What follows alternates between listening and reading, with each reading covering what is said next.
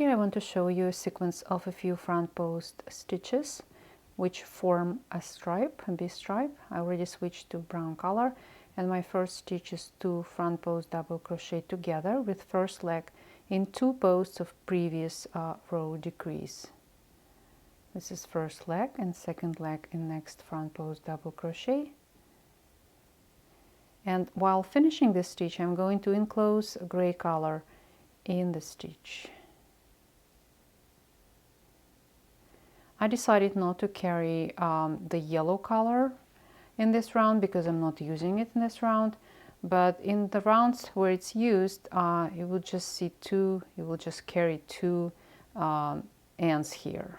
Nothing different in what you do. It would be just working around 2 working ends. Next front post and enclosing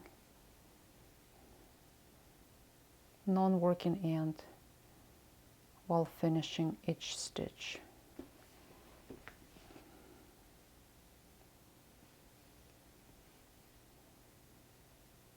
And pull these non-working ends 1 or 2 from time to time to prevent it from picking between stitches on the right side. We still can see a little bit of picking of gray color between stitches, but don't worry about that, because when you work your next round in those stitches, they will cover all this picking between stitches. Like here and some of the previous rounds, you don't see any gray color, so it would be the same. Also, one thing I want to mention, when you're making stripes, like long sequences of front post stitches, I've noticed that I tend to increase my tension. So just be aware of it, pay attention, just try to relax. Let's take a look at the wrong side. So I've got to the section of the B where I have to alternate yellow and brown stitches. So my next stitch is brown, it's decreasing stitch, and first leg is front post treble made in these 2 posts. And the second leg is front post double crochet made in 2 posts of this decrease.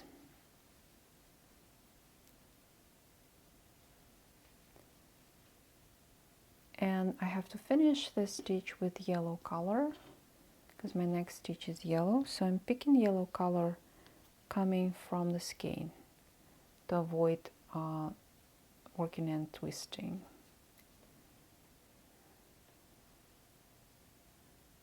Finishing the stitch with yellow. So for yellow stitches we will be making 2 front post double crochet clusters, 2 stitches in 1 stitch together.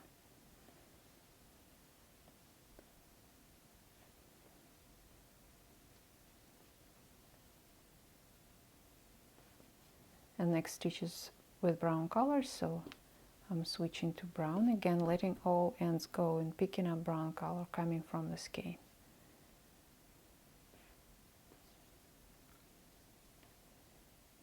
To make it easier, just put all 3 skeins in separate bowls.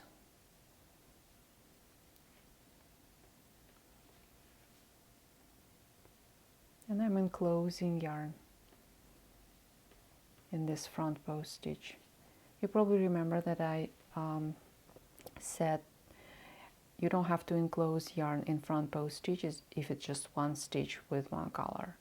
But here it wouldn't work because we have the third color with the gray color, so if we do not enclose yarn and stitches, the yellow and brown colors will be okay, but the gray color will leave a long strand on the wrong side. For brown stitches, we make just 1 front post double crochet. And switching to yellow color, again I'm letting all ends go and picking up yellow color coming from the skein, and then grabbing 2 other ends and enclosing 2 other colors in this front post stitch.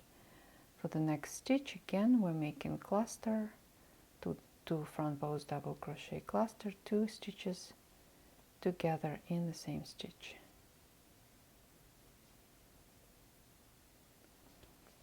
And switching to brown.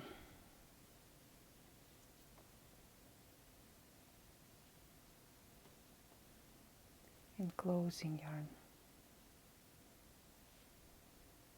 And for the last stitch, I'm making front post double crochet leg in next decreasing stitch and front post treble leg in these two posts.